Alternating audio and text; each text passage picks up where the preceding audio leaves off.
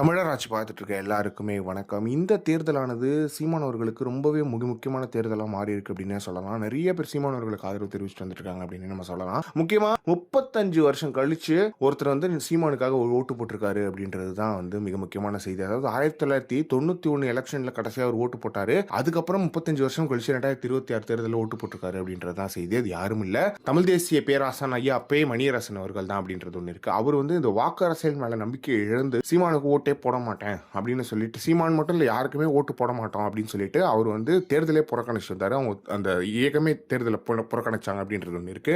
அதுக்கப்புறம் ரொம்ப வருஷம் கழிச்சு சீமானவர்கள் வந்த போதுமே சீமானவர்களுக்கும் அவருக்குமே வந்து சில விஷயங்கள் வந்து ஒத்து போகல. அப்புறம் இன்னைக்கு சீமானவர்களோட அரசியல் ரொம்ப சரியா இருக்குன்னு சொல்லிட்டு சீமானவர்களுக்கு அவர் ஓட்டு போட்டிருக்காரு அப்படின்றது ரொம்ப ரொம்ப மகிழ்ச்சியான விஷயமா இருக்கு. எனவே தமிழ் தேசியவாதிகள், என்னோட பெரிய ஆசையா வந்து தமிழ் தேசியவாதிகள் என்ன இருக்கணும், ஏன்னா திராவிடம் பேசுற எல்லாருமே வந்து ஒன்னா தான் நிக்கிறாங்க, அவங்க எல்லாம் ஓட்டு வாங்குறாங்க.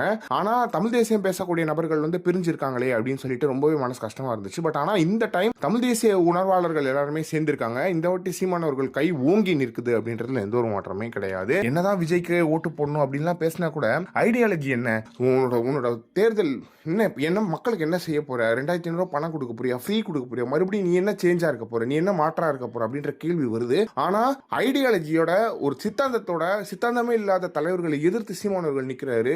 23 நாள்ல கிட்டத்தட்ட 234 தொகுதி பேசியிருக்காரு. இதெல்லாம் தமிழ்நாட்டில் மட்டும் இல்ல, எந்த இந்தியாவிலே அரசியல் தலைவர்கள் பண்ண முடியாது. ஸ்டாலின் அவர்களும் பேசினாங்க, ஆனா சீமான் அவர்களும் பேச முடியல அப்படின்றது ஒன்று இருக்கு. எனவே இதை பத்தி நீங்க என்ன நினைக்கிறீங்க அப்படின்றத மறக்காம கமெண்ட் பாக்ஸ்ல சொல்லுங்க.